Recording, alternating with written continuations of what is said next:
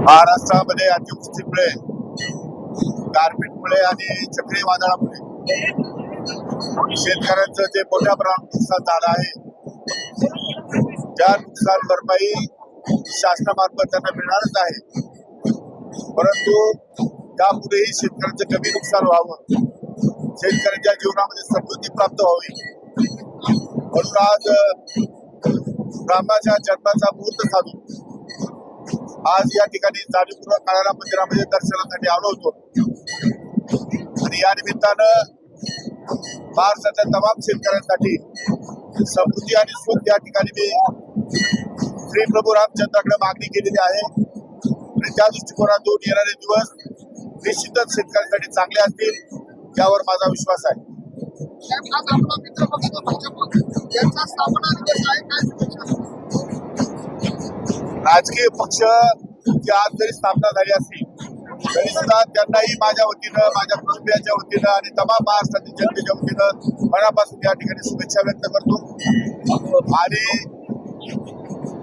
काल अनावधानाने आणि मस्करीने केलेल्या गोष्टीमुळे महाराष्ट्रातील शेतकऱ्यांचा मान सन्मान दुखावला गेला असेल तर कालच एका चॅनलवर मी या ठिकाणी दिलगिरी व्यक्त केलेली आहे.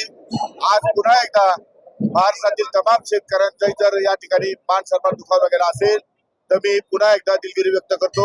धन्यवाद. महाराष्ट्रामध्ये अतिवृष्टीमुळे, गारपीटमुळे आणि चक्रीवादळामुळे शेतकऱ्यांचं जे मोठ्या प्रमाणात नुकसान झालं आहे, त्या नुकसान भरपाई शासनामार्फत त्यांना मिळणारच आहे.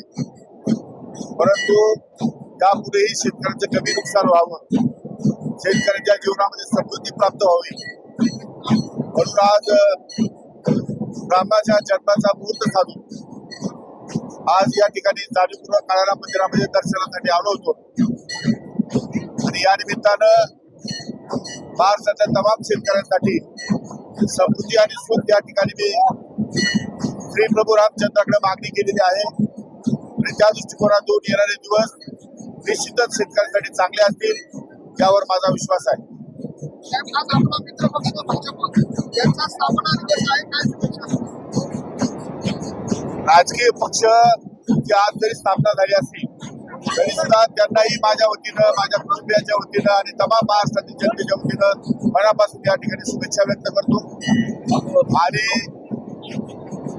काल अनावधानाने आणि मस्करीने केलेल्या गोष्टीमुळे महाराष्ट्रातील शेतकऱ्यांचा मान सन्मान दुखावला गेला असेल तर कालच एका चॅनलवर मी या ठिकाणी दिलगिरी व्यक्त केलेली आहे. आज पुन्हा एकदा महाराष्ट्रातील तमाम शेतकऱ्यांचा जर या ठिकाणी मान सन्मान दुखावला गेला असेल तर मी पुन्हा एकदा दिलगिरी व्यक्त करतो. धन्यवाद. Okay sir, thank you.